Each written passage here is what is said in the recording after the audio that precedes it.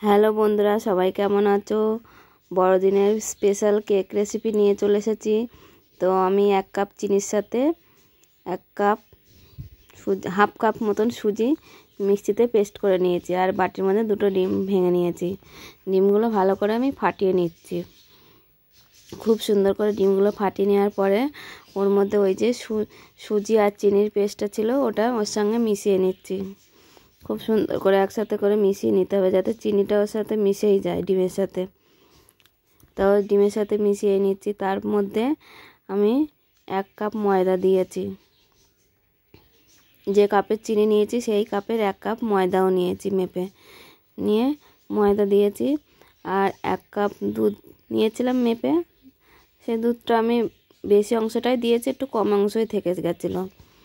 তো ভালো করে চিনি, এই ময়দা আর দুধটা ভালো করে মিশিয়ে নিয়েছি। ওদিকে বেকিং সোডা দিয়েছি হাফ চামচ খাওয়ার সোডা, আর 2 চামচ ভ্যানিলা এসেন্স দিয়েছি। দিয়ে ভালো করে মিশিয়ে নিয়েছি। খুব সুন্দর করে ওটা ভালো করে ফাটিয়ে নিতে হবে, মিশিয়ে নিতে হবে। নিয়ে সাইডে 20 মিনিটের জন্য রেস্টে রাখতে হবে। তো আমি অনেকক্ষণ ধরেই নেড়ে নিয়েছি।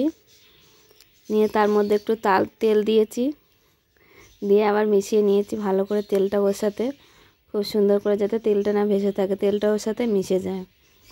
তো এই যে ভালো করে মিশিয়ে নিয়ে রেস্টে নেওয়ার জন্য রেখে দিয়েছি। দিয়ে যে বাটিটাতে আমি কেক বসাবো,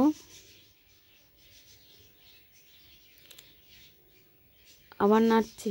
হ্যাঁ, আবার ওর মধ্যে একটু দিয়েছিলাম, বাটার গরম করে দিয়েছিলাম, ওটা ভুলে গেছিলাম বলে। তাই বাটারটা ভালো করে দিয়ে মিশিয়ে নিয়ে সাইডে রেস্টে রেখে দিয়েছি। তার মধ্যে যে বাটিটায় কেক বসাবো সেই বাটিটার মধ্যে ভালো করে তেল লাগিয়ে নিয়েছি। ভালো করে একটা মেপে কাগজও কেটে নিয়েছিলাম, নিয়ে কাগজটা ভালো করে বাটির মধ্যে পেতে নিয়েছি। খুব সুন্দর করে ভালো করে কাগজটা চেপে পেতে নিয়ে তার মধ্যে ওই বাটারটা আমি ঢেলে দিয়েছি। কেকের বাটারটা ঢেলে দেওয়ার পরে খুব ভালো করে ঝাঁকিয়ে বাটিতে আর কি কেকটা সেট করে বসিয়ে নিয়েছি।